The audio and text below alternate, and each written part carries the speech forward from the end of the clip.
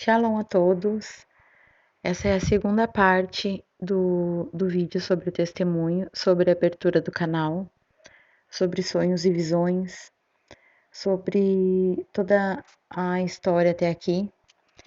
E o último vídeo eu terminei falando sobre o canal, sobre o nome do canal, Elas em Cristo.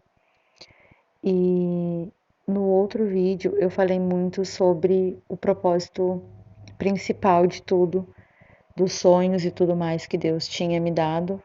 E o propósito principal, ele era realmente unir a família, né?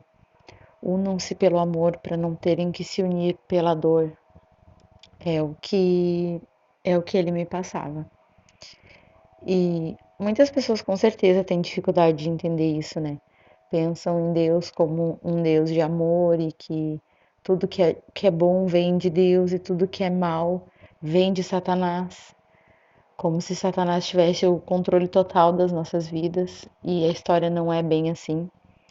As coisas boas vêm sim de Deus, mas as coisas más, elas vêm com consentimento dele, consentimento dele. Ele permite que essas coisas aconteçam.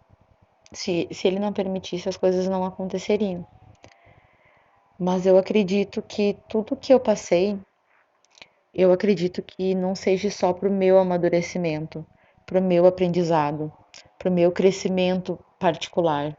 Até porque a minha história eu sempre divido com outros irmãos, eu sempre conto as coisas que acontecem comigo, toda vez que eu preciso passar por dentro da mensagem. E todas as vezes que eu falho, eu também divido isso com os irmãos. Mas eu acredito muito que tudo isso que eu passei vai servir para muita gente, porque Deus sabe de todas as coisas e Ele nos conduz muito, então eu tenho certeza que Ele vai conduzir pessoas certas para estarem assistindo esse testemunho e com certeza as pessoas que Ele encaminharem até aqui é porque Ele tem alguma mensagem aqui dentro, entende? Então, o foco de tudo, como eu falei, era unir a família, era se unir pelo amor, era se unir porque o tempo está próximo e as famílias se unem, sim, se unem para comer um churrasco no domingo, se unem num aniversário, se unem para comemorar um Natal. Para qualquer fim a gente se une, mas muito dificilmente uma família se une para abrir a palavra, ler, sabe? Vamos ler Oséias hoje, vamos ler Zacarias, vamos ler o Apocalipse, entender em que tempo a gente está vivendo. Vamos pelo menos se achar nessa linha do tempo, sabe? A gente vê na palavra, pelas parábolas de Jesus mesmo, a parábola das 10 virgens. 5 tinham óleo e 5 não tinham, porém as 10 dormiram. E até o momento em que houve o grito para elas despertarem, elas estavam lá dormindo. E a gente pensando na nossa vida como crente, será que a gente está acordado ou será que a gente está dormindo? Se a gente imagina que tudo isso que ocorreu nas nossas vidas entre 2019 e 2020, com a pandemia, com tudo, com todo esse ensaio geral que a gente viu diante dos nossos olhos, com o controle do povo, fiquem em casa, usem máscara, usem álcool gel, sabe? Não vão visitar a família, cada vez as famílias mais se distanciando umas das outras. As pessoas elas tinham medo de visitar a mãe, de visitar o pai, sabe? Então assim a coisa começou a tomar um rumo e a gente não é ignorante, a gente sabe em que tempo a gente está vivendo, a gente sabe que falta muito pouco para que tudo aconteça. Eu não acredito que vai levar 20, 30, 40 anos para a gente ver o anticristo aí na Terra, colocando o sistema dele, colocando a marca dele, colocando adoração para ele. A gente vai ver muitos irmãos caindo nessa, sabe, por medo de o que eu vou dar para os meus filhos comerem, ou como que eu vou trabalhar sem ter a marca da besta. É a mesma coisa, é o mesmo cenário que a gente viu agora com a vacina, né? Como que eu não vou me vacinar? Eu não tô dizendo que as pessoas não devem se vacinar. eu não vou me vacinar e eu não me vacinei, mas a história em si é a mesma, sabe? Se eu não me vacinar, eu não vou poder entrar no mercado, eu não vou poder trabalhar na firma, eu não vou poder fazer M coisas que eu faria estando vacinada. É quase que uma oferta tentadora, né? Quase. Mas enfim, todo esse foco de unir a família. Por que que Deus tem esse objetivo de unir a família? Uma das coisas mais claras, a gente sabe, é porque realmente no tempo do fim, numa família vai ser 3 contra 2. As pessoas vão se dividirem e vão se dividirem por Cristo, pelo nome dele. Hoje a gente já consegue ter um, um espelho disso na própria sociedade. As pessoas se dividem por esquerda e direita, por uns se vacinam, outros não se vacinam, uns são desse time, outros são desse time, uns são a favor do aborto, outros são contra. Então, a gente já tem um deslumbre do que vai acontecer. E Deus ele não quer que a nossa família ela esteja desunida nesse momento, bem pelo contrário. Ele quer que todos estejam em um só espírito, em um só pensamento, em um só corpo, o corpo de Cristo. E a gente sabe que nós somos todos peças desse corpo. E a gente tem que fazer por onde? O corpo todo tem que estar em trabalho agora, né? A palavra não fala que a igreja ela está em trabalho, a mulher ela está em trabalho de parto, com ânsias de dar à luz. Então, muitas vezes a gente olha para o nosso contexto de vida e a gente não se vê em trabalho de parto, a gente não se vê com ânsias e dores para dar luz, né? Porque não tem como tu enfeitar um trabalho de parto. Um trabalho de parto é terrível. Só quem já teve um trabalho de parto, contrações e dores até o bebê nascer, é terrível. A única coisa boa é quando a criança nasce e aí tu esquece aquela dor. Mas a dor, ela é terrível. Não tem como tu enfeitar a dor de um parto.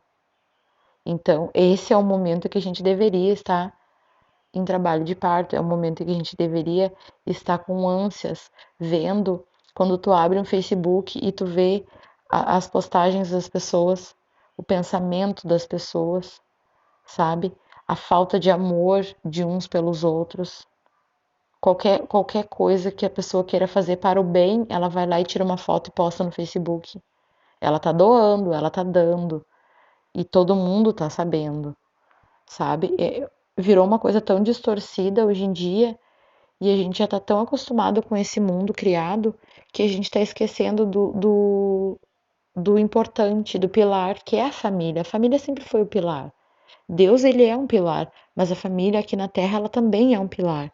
E a gente tem que estar preparado, a gente tem que começar pela nossa casa principal, marido, filho, esposa, e depois a família, pai, mãe, irmãos, cunhados, quem tiver, sabe? Nem que comece 2, 3, mas sempre que possível a gente juntar a família, cada um dá um pouco do conhecimento que tem, a gente passa pela mensagem, a gente tem testemunho para dar.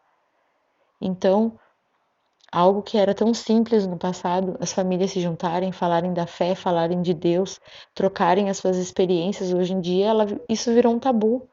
As pessoas se unem para comer um churrasco, para comer uma feijoada, o que quer que seja. E tá ali, cada um no seu celular, cada um vivendo a sua vida virtual, e ninguém ali falando do que realmente importa.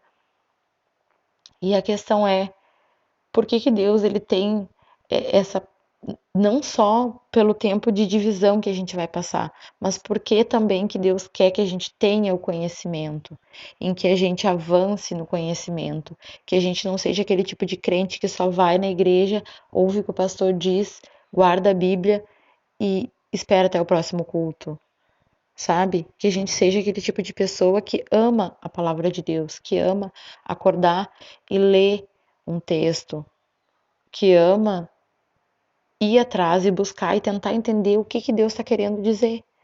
Eu acho que é por isso, esse é um dos motivos de eu ser tão encantada com os sonhos.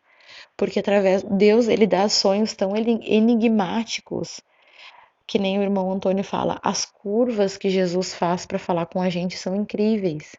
E se a gente pega a palavra de Deus e olha a maneira que Jesus falava com a gente, com os discípulos naquela época, era exatamente assim. Era por parábolas, era por enigmas. Da mesma forma ele fala até hoje. Só que pelos sonhos é a mesma coisa. São parábolas, são enigmas. E tudo isso é muito incrível. Isso tudo é uma coisa que mexe com a gente, porque a gente não tem muita noção. Às vezes a gente tem um sonho, a gente vai pesquisar no Google o que quer dizer lá sonhar com dente, o que quer dizer lá sonhar com cobra. E a coisa não é assim que funciona. Realmente, Deus, ele ainda fala, sabe? Pelos sonhos. Então a gente tem que, no mínimo, orar para ele e perguntar o que que tu tá falando, sabe? O que que tu tá querendo dizer com isso? Eu tive sonhos incríveis, assim, e dentre eles, a maioria, como eu já falei aqui, foi para unir a família e tudo mais. Também já tive sonhos relacionados ao canal, à abertura desse canal. Eu tive um sonho também muito forte, onde eu não via nada, eu apenas ouvia. Eu ouvia a minha própria voz perguntando o seguinte: como que Deus consegue falar comigo através dos sonhos? Como que ele consegue entrar nos meus sonhos e falar comigo? Eu perguntava assim no sonho. E uma voz que estava comigo e eu não enxergava nada, eu só ouvia. Eu ouvia a minha própria voz perguntando e eu ouvia uma segunda voz respondendo. Porque quando tu dorme, tu desliga desse mundo. Aquele sonho, assim, pra mim foi uma das coisas mais fortes, porque justamente por tudo que eu falei da tecnologia e de isso tá roubando a nossa vida, isso tá roubando o tempo de família que a gente podia estar ali falando sobre as profecias, falando sobre o apocalipse, falando sobre essa escravidão que a gente vive hoje em dia, uma escravidão camuflada, mas é uma escravidão. Poucos entendem que estão numa escravidão, mas hoje em dia nenhuma casa que a gente compra realmente é nossa. Se tu não ficar a vida toda pagando os impostos, ela vai ser tomada de ti, como se ela nunca tivesse sido tua. Então a gente vive numa escravidão, só que a gente é muito bem manipulado e a gente muitas vezes não consegue entender que a gente está se deixando fluir por isso. Então, esse sonho foi muito forte para mim, desligar desse mundo, porque quando a gente desliga desse mundo, a gente ouve a Deus, e Deus ele não fala só através de sonhos, ele fala através de pessoas, através de irmãos, através de uma música, através de um culto. Deus fala de várias formas, de diversos jeitos, e a gente só precisa desligar um pouco desse mundo para poder ouvir a voz dele. E é incrível quando a gente faz isso. Mas em todo esse propósito de eu ir até minha família, de eu fazer o que Deus queria que eu tivesse feito, eu não posso dizer que eu não tentei. Eu fiz uma vez, eu juntei todo mundo, a gente falou um pouco sobre os 7 dias da criação e os 7 milênios, sobre o sábado. Foi bem bacana aquele dia. Algumas pessoas agregaram bastante ali da família, mas outras pessoas não aceitaram muito bem, não reagiram muito bem. E aquilo acabou me frustrando e eu acabei desistindo. Não, eu não vou mais me meter a fazer isso, ainda que Deus tenha mandado, porque tem pessoas que não recebem bem, então eu achei que eu podia terminar ali e tá tudo certo. Mas enfim, né? A gente a gente tem escolhas, a gente tem o livre-arbítrio, mas a gente tem que colher o que a gente planta, né? Então, aí é que a coisa fica complicada, quando eu decidi a não fazer mais o que Deus tinha mandado, entende? Quando só o que ele nos manda é ser o sal da terra, é ser a luz do mundo. E às vezes a gente tem medo de ir para as pessoas. Eu confesso que no dia que eu marquei com a minha família de ir até lá e todo mundo ia lá para me ouvir, o que que eu tinha para dizer, eu tava me sentindo como uma criança com 7 anos na frente de uma classe cheia de coleguinhas e eu tendo que apresentar um trabalho. Foi assim que eu me senti, com medo, sabe? Com muito medo, com dor de estômago de tanto medo. Mas nesse momento, mesmo sentindo medo, eu tava achando coragem para fazer o que eu tinha que fazer, até porque eu já tinha marcado e eu precisava ir. Mas a questão do sal. Ele manda nos ser o sal da terra. E o que que é o sal? O sal, ele é algo assim, deixa eu dar um exemplo mais fácil. Por exemplo,